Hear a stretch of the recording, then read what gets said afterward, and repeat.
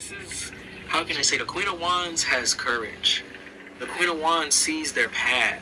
Okay, the Queen of Wands does not, how can I say, Queen of Wands energy is like you can't fake the things that you love or the things that you like or the things that are guided to you or the things that Queen of Wands knows how to push forward in life. They know when it's time to get on this path.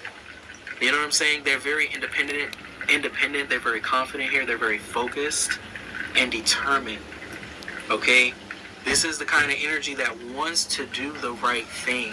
They want to do the right thing. Okay? Somebody wants to grow. It went from Page of Wands to Queen of Wands. Somebody wants to grow. Somebody is yearning to grow. Okay? Like their soul is yearning. And sometimes our soul wants something and then our brain could hold us back. Okay? But somebody's soul wants to move on this path. They want to. It's like it doesn't matter where you are right now. Everybody has catalysts that move them to the next part of their life. Now, whether you want to listen to it, whether you want to acknowledge it, that's on you. But everybody has opportunity to grow. Everybody has opportunity to change. Everybody has opportunity to forgive. Everybody has those opportunities, whether you take it or not. I can't tell you to take it or deny it. I can't tell you those things because it's unique for every person. But you must know when you're being asked, let's say, to grow versus, let's say, a devilish energy coming into your energy and pushing you in a different direction and changing you and all.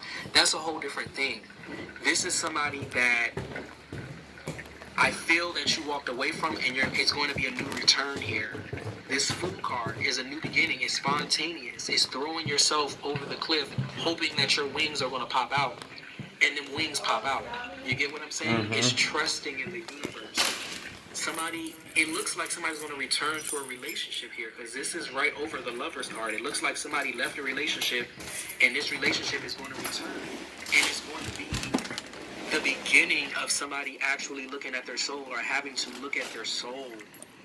Okay? And if there's a relationship, two people are going to be looking at their soul here. This could be between, let's say, a Page of Wands and a Queen of Wands. Okay? It could be between the Hierophant and the Queen of Wands. These two people are going to be asked to look at their own darkness and how they handle it and how they handle triggers because they have not went as deep as they can go. And if they want to go deeper, they're going to need this person because this person needs to go deep too. I don't know how to... It's like Spirit sends you people that you need. Even if that person hurts you, even if that person destroys a piece of you, sometimes that is what's needed for some people to mature, or some people to change, or some people to see the truth. But sometimes people come into your life because they are ready to forgive, or they're ready for that forgiveness, and they're ready to change, they're ready to learn, they're ready to look at, this is going to take some real honesty. I'm going to tell you that. This is going to take some real honesty. This about what hurts them. Okay? They're going to have to speak up about the truth here. Another magician. You got two magician energy cards here. I feel like somebody needs to look at something again, or somebody needs to go deeper into their journey, or somebody is like, this is like the energy of like, you've been on this path, right? Like, and it's like there's no humps or nothing. It's just straightforward and it's flat and everything. Right now, somebody's about to hit a dip where they have to go lower. Okay, they have to go deeper. Okay, like maybe you may have thought you had it all figured out, or you may have thought, okay, yeah, exactly. You see, I knew what I was feeling here with the Moon card. I knew I was feeling that. Somebody has to go deeper in their emotion here. It will be uncomfortable. Somebody has to look at something that's like ugly here, okay, within. I feel that people are going to get the opportunity to do this, but you have to know when that opportunity presents itself and not be triggered. Okay? It's very hard how can I say this? It's very hard not to be. It's like we have to learn how. All right. Not sure exactly who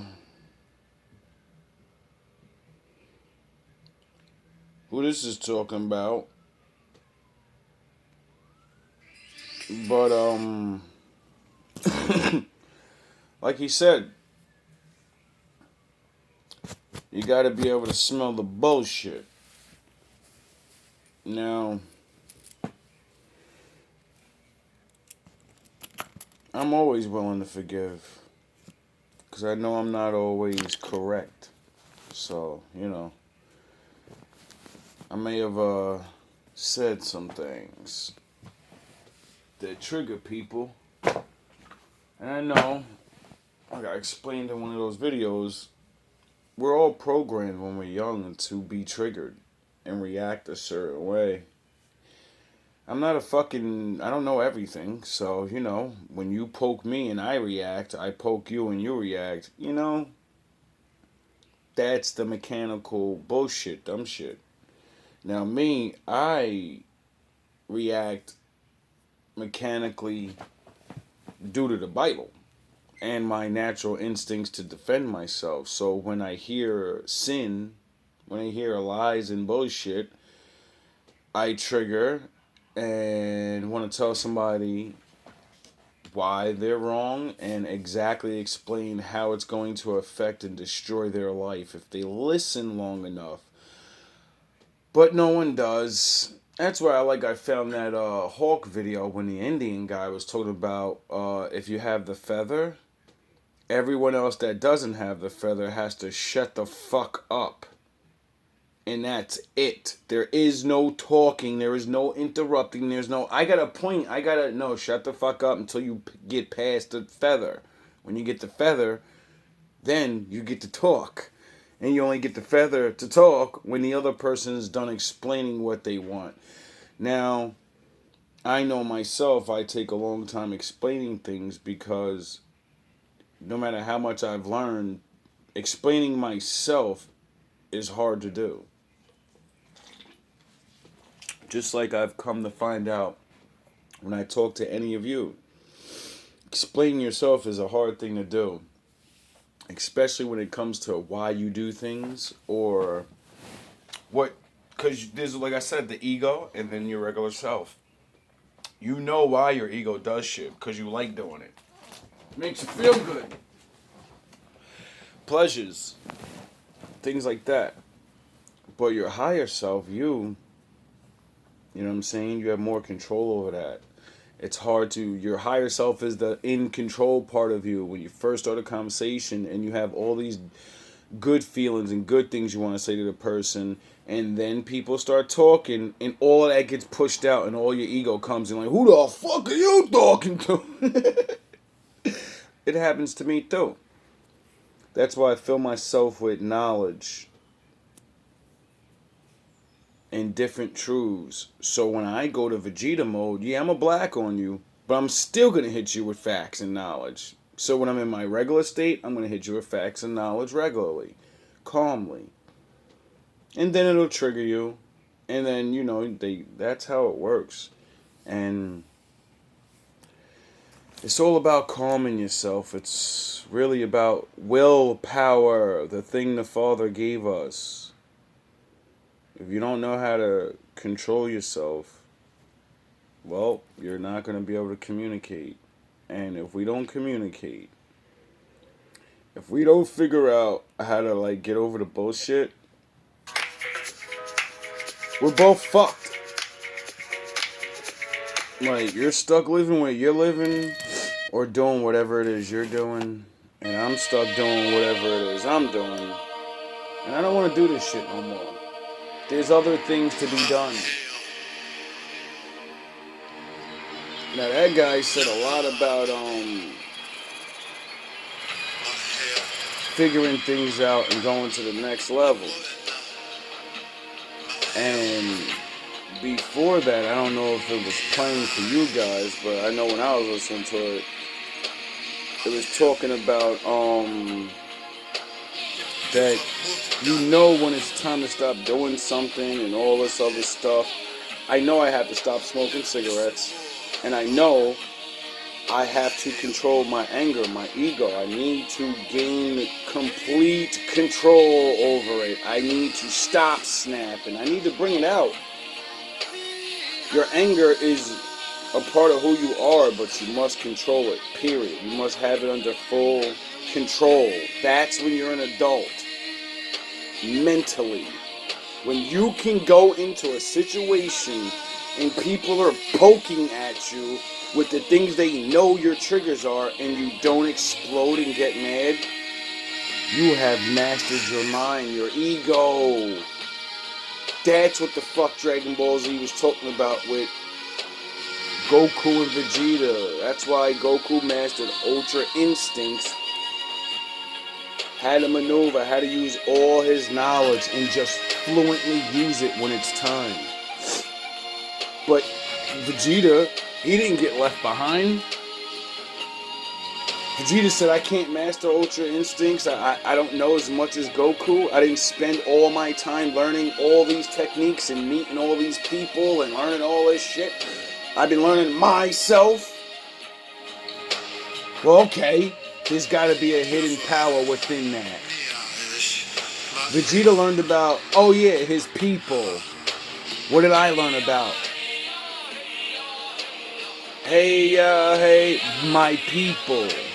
And when I found out all the amazing things my people did, I said, there's no fucking way I can't tap into that. It's my people. I don't give a fuck what nobody says what we did. The fucking proof's in the records. The proof's in the pudding. When I see what we did now in broken state, and I compare it to what the legends of these people supposedly used to be, and they're supposed to be hidden people and shit, I don't want to hear it. I don't want to hear it. I know it's us. And it ain't all of us.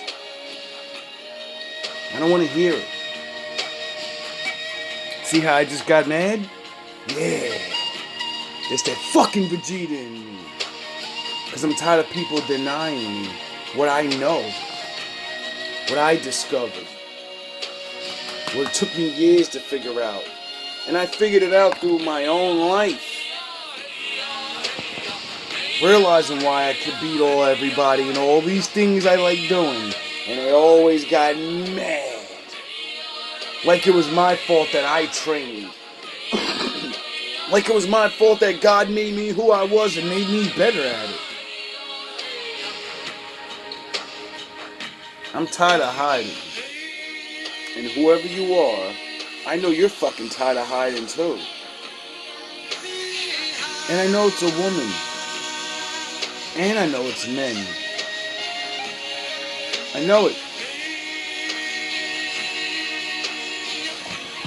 I'll forgive anybody I banished. Dad, the 2 chicks, Little Bit, Mom. I know which one of yous are broken. I know who's really hurt. I know which one of yous are gonna really try to still stab me in the back. I'm not worrying about it. When you do what you do, you're gonna get what you get from him. That's why I'm not afraid to face you. That's why I'm not afraid to forgive. Because when you do what you do a second time, you're not fooling me. You're destroying yourself. You're destroying what we could become. And I know once I try to go back in and bring these people back in so I could figure this last part of myself out, whoever doesn't want to join in and figure it's going to help you too, duh. If you don't want to figure out this last deep part of yourself and gain control of yourself and actually become the person you are, whatever, he'll replace you with somebody else that's like you, and then I'll figure it out through them. So waste your time and get replaced. Now let's learn something together. One Egyptian pantheon. An ancient deity who was the queen of heaven and considered to be the source of life and divine motherhood in the Egyptian mythology. Based on the Heliopolis genealogy, she was the daughter of Jeb, the earth god, and Nut, the sky goddess. Her siblings were the gods Nephthys, Seth, and Osiris, and she was considered as the mother of the mortuary deity Anubis, and Horus, the falcon god. Isis usually appeared as a woman, sometimes with long... So I found that video of Anubis, or the son of man, and I played them because they both have similarities. That's the whole point of learning that. Duh! And it's two different people. Duality. Then I find, the Hawk video, and, all these other videos with this Egyptian shit. And then I find this video and find out that Isis is the mother of, like, you know, everything. Basically Eve. And, her like best two people or son she protects or something to do with Horus the hawk and Anubis the dog head guy. Wings wearing a crown in the form of a throne or cow horns, encircling a solar disk, which is the hieroglyphic sign of her name. Although she is often shown in human form, she may also be depicted wholly, or in part as a hawk. From the New Kingdom onward, she has been associated with a loop-shaped device known as the Knot of Isis, which was made of red jasper and likened to Isis's blood, thus came to be seen as the goddess's sacred symbol. It was often used as a funerary... The Knot of Isis looks like a Ankh. But, since, you know, I have the eyes to see, I'm not fucking stupid. It's not an Ankh, it's a person. amulet that conferred protection on the wearer. Isis has been equally shown holding the sistrum, believed to have originated in Nubia, as well as both a healing wand and the revered Egyptian Ankh, another symbol of life and immortality. Oh, really? Astronomically speaking, Isis is represented in the sky as the star Sirius, known to the Egyptians as Sopdet and to the Greeks as Sothis, depicting her as a snow-white heifer, a serpent, or a queen standing on a crescent moon.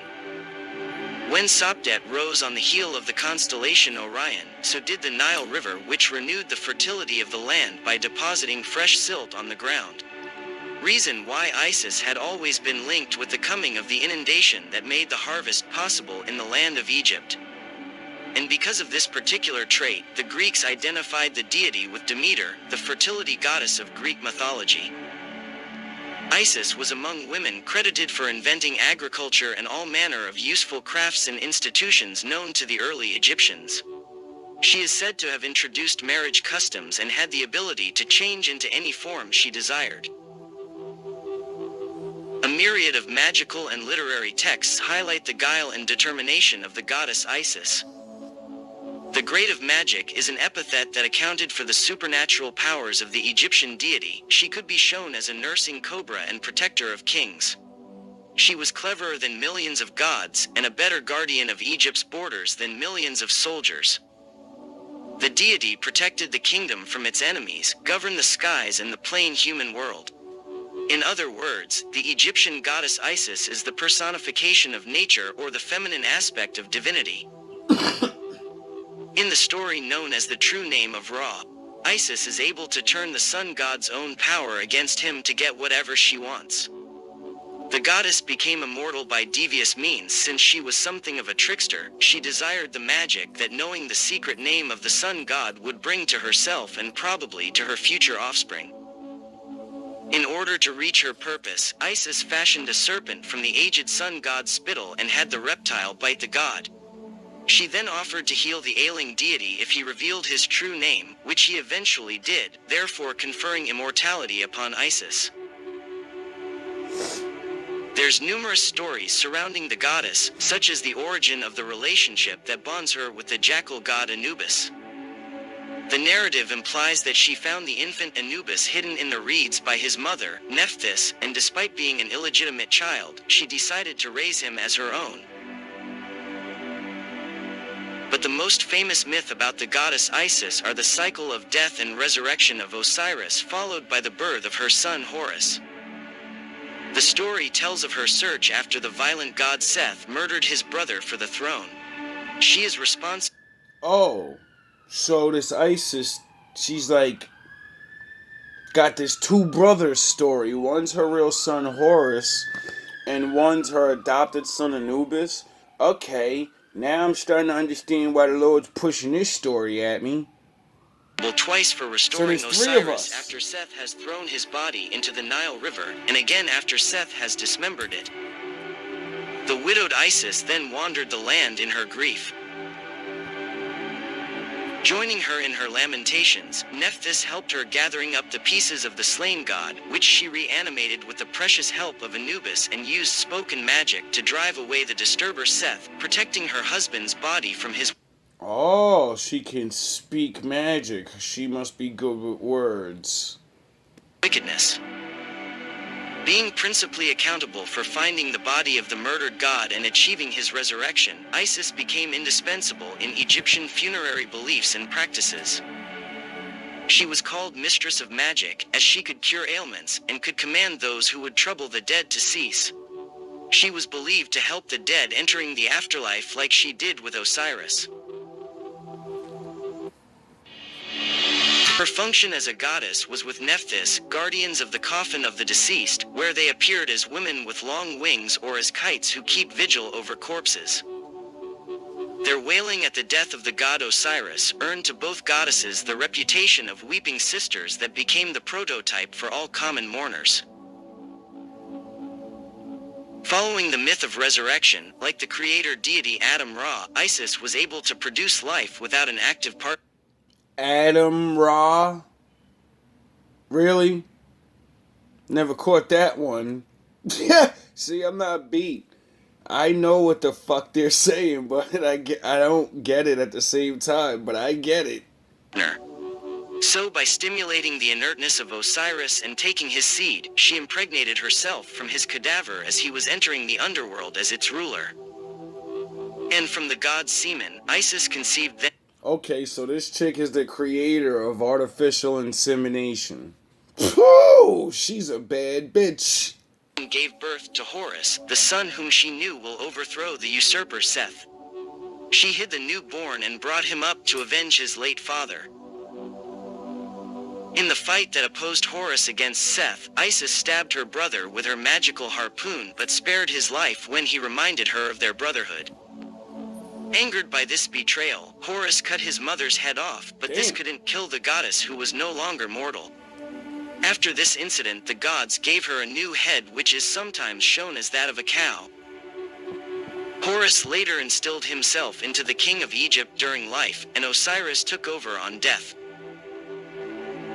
By contrast to this version, most sources from the first millennium make Isis the implacable enemy of Seth. She took many forms to lure, to hunt down and to destroy the god and his followers. The kind of unselfish love that Isis displays toward Osiris and Horus has been rarely seen elsewhere in the myth scriptures. Her role in the cult of Osiris extended her sphere of influence far beyond that of her son. However, by becoming the mother of Horus in the second millennium, she came to be regarded as the divine mother and guardian of all mortal kings of Egypt. Temples and shrines for worshipping the goddess existed throughout the Egyptian civilization. The rites and ceremonies honoring the goddess were commonly held by Egyptian pharaohs who proclaimed that their prosperity came from the Nile, which they believed to have been formed by the tears Isis